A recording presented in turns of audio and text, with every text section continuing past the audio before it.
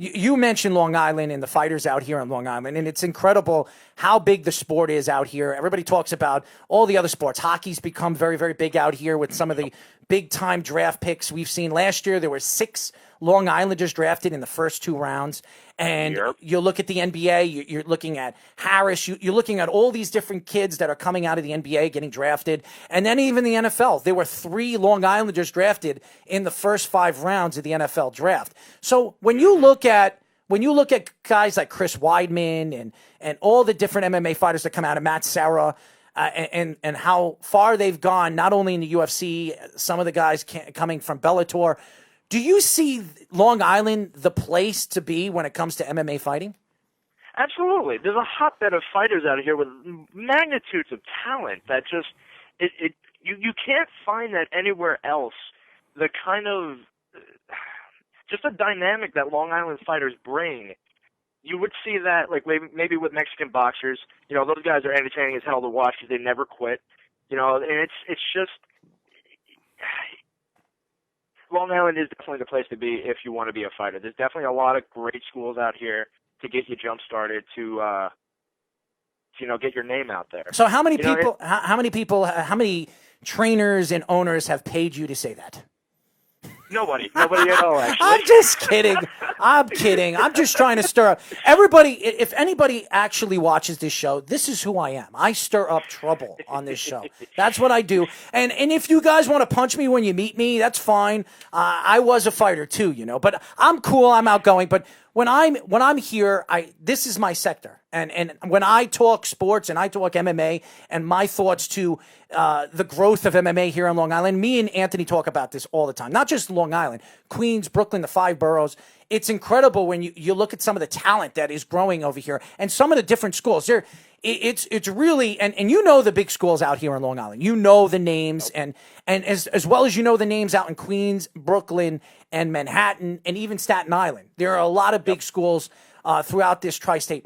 When you look at some of the fighters like Frankie Edgar, and by the way, I'm a very good friend of Frankie's, and we've talked about this over the years of the growth of MMA, especially out here on the East Coast, not just here in New York, but all over the East Coast. You're talking about Florida.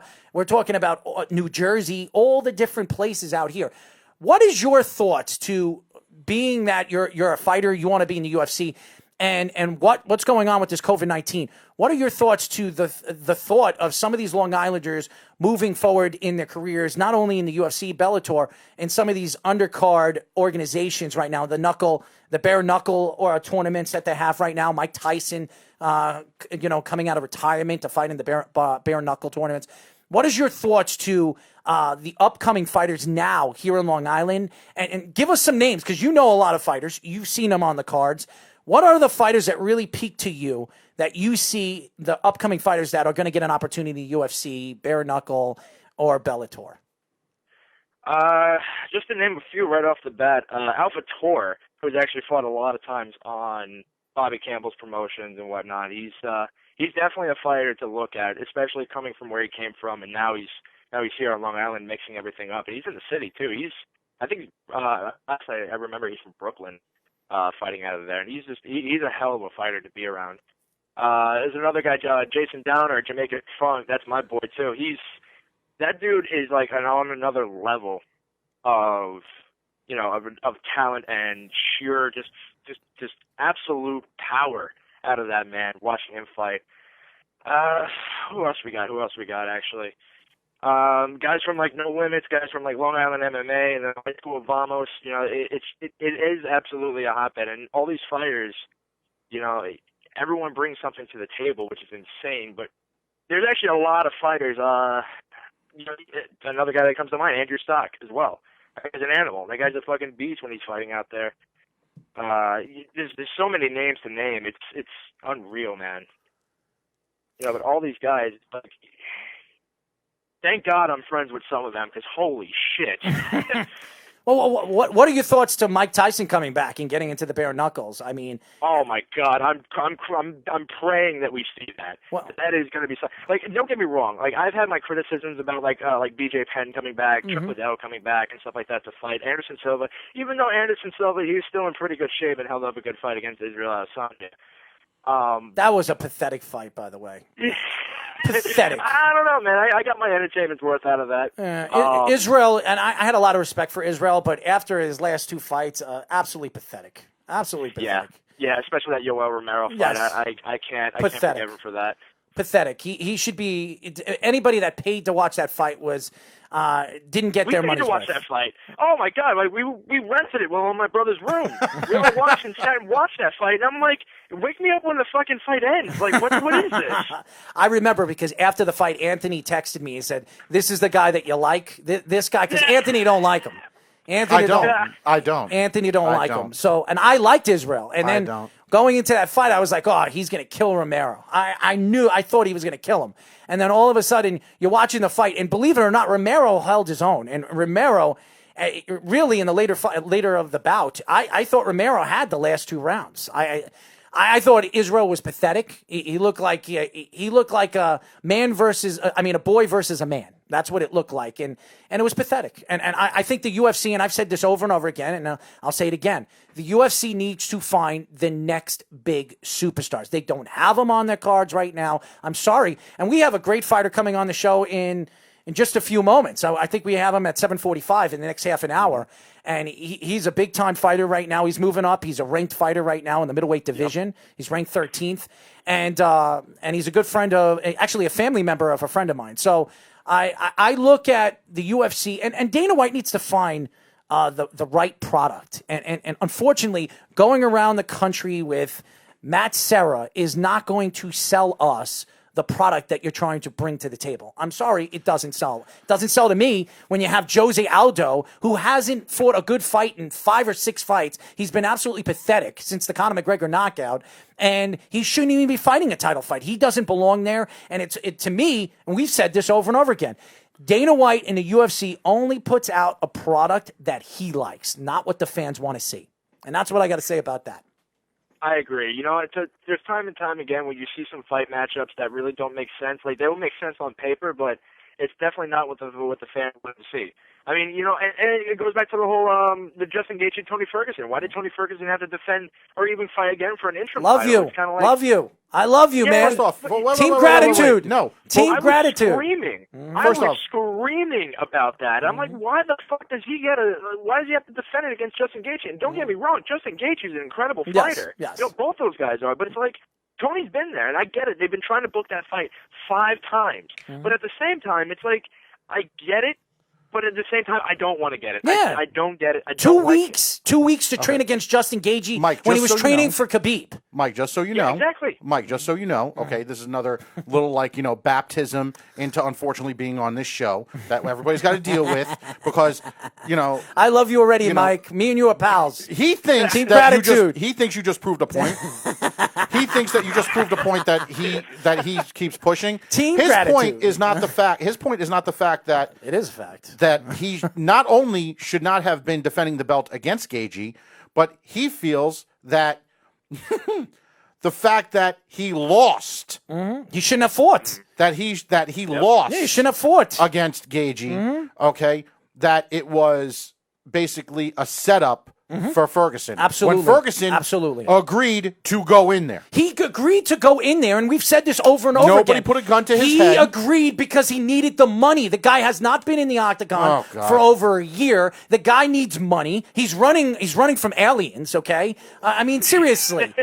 He needs the money. He's got a child, and he's got a 5-year-old child, a 4-year-old child, and a wife, and he's running from aliens. He needs the money. There's a perfect way of him How? being able to What? What he is it? wanted. What is he it? He could have Anthony? just said no and held everybody. Get out of here, fire. Anthony. You're telling me Joe? No. He's a fighter, man. He'll fight anybody that's in front of him. Then I don't want to hear it. I don't want to hear it. No, you don't want to hear it, but he threw himself under the bus fighting a guy 2 weeks before So the fight. he went in when there one knowing guy he was gonna ran lose. from him He went in to there go knowing over he there was to gonna Russia. lose. You're crazy. No, he went in there knowing he was going to lose. Crazy. I am crazy. I am crazy. You are crazy. Crazy listening to you half the time. He went in there. Oh, boo-hoo! He lost. So if he won, he would have, went over all these obstacles and persevered and Wait, hold on. How do you know? You can't have it both ways. How do you know he was going to say that? You can't have it both ways. both Were you hanging out with him? Did he tell you he was going to say that? If he did, listen. If he knew he was getting set Come up, on, he Anthony. shouldn't have fought. Are you seriously? That's it. He's Perfect a fighter. example. He is a How fighter. do you think Masvidal got this contract? How did he get his fight? How did he get it? But before that, that, you're telling me, okay, because he wanted his money. Burns is out. Dana White knows that the only fan fight that was going to be made is if you threw Masvidal in. You're telling me through negotiations, Masvidal didn't say, "You want me to fight? Give me my money." Ferguson could have did the same thing. Here's the thing. He got his money. He still got his money. And the problem is right now, you're looking at Ferguson. Ferguson went from the number 1 contender all the way to number 5. Okay? Yep. This guy went from 1, and he's been the number 1 contender for over a year and a half, 2 years. He has deserved the opportunity to fight for the belt. He got screwed by Dana White because Khabib had to go home. And by the way, I want to give a shout out to Khabib's father. May he rest in peace. I'm not taking shots. I swear, I'm not taking shots at him as a son and as a family member. So shout out to Khabib and his family. My heart goes out to him and his family. I know what it is to lose a father. I lost my father 4 years ago. So, and he was a big part of my life. And moving forward, it kills me inside. I don't know how he and when he's going to get back in the octagon with this kind of loss, but it's a shame what happened. But again, he went home. He ran from the fight a week, almost 2 weeks before the fight. And what did Dana White do? This is what Dana White did. He said, "Listen, I got an opponent for you. I got Justin Gaethje. That's what I got. I got Justin Gaethje." So, unfortunately, Justin Gaethje, who I think is an unbelievable fighter. He's a great fighter, power striker, everything. Ferguson wasn't ready for the fight. He didn't train for him. He trained for Khabib. He expected the power of Khabib, not Gaethje. If you're a champ, you should just be able to adapt. Oh, get out of here. That's be able to adapt. That's great. As great as a champion. Be able to adapt. First of all, he's not the champion. Khabib is the champion. He wasn't the champion. This was not for a belt? No, it wasn't. Yes, that it was. That was a fake belt. Everybody knows the champion. Belt. It was for an interim Get belt. out of here. We talk about the interim belts. The interim belts are crap. First off, the reason why I'm saying this is a title fight, we've said this also. The reason why this is a title fight, how long can the champ not defend his belt? Mm-hmm. Right? Well, ask Khabib so, that. Guess what? Ask Khabib this that. is a title bout. Now, a title bout for this what? This is a title bout. Because they're you got two guys that want to fight for a belt. All right, so let me ask you a question. One guy didn't. Ferguson wins that fight, right? He's got the interim belt, right? Am I right? If he won that belt, he's the interim champion. Correct. He fights Khabib. Who's walking out with the belt? Whoever wins. Who's walking out with the belt? Khabib. Who's the champion? Khabib. So to me, that interim belt means absolutely nothing. Moolah. Nothing. It pretty nothing. much it waters it down. You said it waters it down. It's a glorified number 1 spot. That's pretty much all it is. And he got screwed for that spot. He got screwed. Yeah. I feel bad for Ferguson. I really do. Because we're never going to see Khabib versus Ferguson. You said it and I said it, so No, don't say it. No, we're never going to see it. That's not going to happen. Because Khabib does not want to fight Ferguson. I've said this, and I'll with say all it these again. Fight Island fights, and as much as they're turning these fights around and everything, in regards to how, some of these guys have fought, 3 weeks apart already? Mm-hmm. And with all of the, activity and how quick they're rotating these guys in, you haven't heard one thing about who are they matching up with Ferguson. Who are they matching up with Gaethje? Those things have not been said yet. Mm-hmm. Not even in question, not even a rumor. With all the schmucks that they have, Helwani and all those other guys, you don't hear even a rumor or a peep or anything. Mm-hmm. So, as of right now, what are you going to do? What are your thoughts, Mike? I want you to honestly don't listen to him over here because he's going to try to persuade you to agree with him. Okay? No, but now, you want to know now, something? Hold on. You're asking a very good guy. No. Look at the situation he's in right now. Hold on. This is a very good No. Don't throw him under the bus. I'm not throwing him under the bus. Don't throw him under the bus because I know how you are. Somebody has to get swabbed before they have to fight him. And if that person, God forbid, I'm not wishing anything bad, something doesn't play out, and now there's a vacant spot across from him a few weeks from now, couldn't we say that that's ultimately the same situation as Ferguson is? Or was? So now let's ask Mike. No, Mike. Mike, he's trying. You see what he did? They bring a new guy in. You fighting, Mike? You see what he did, Mike? You see what he did, Mike? They bring a new guy in. You fighting? See that, Mike? He tried to persuade you to agree with him. I asked the question. No, you're trying to. No, you're trying to draw him to agree with you. Why don't we get into the who can speak louder? Listen, it's the truth. It's the truth, and you know it.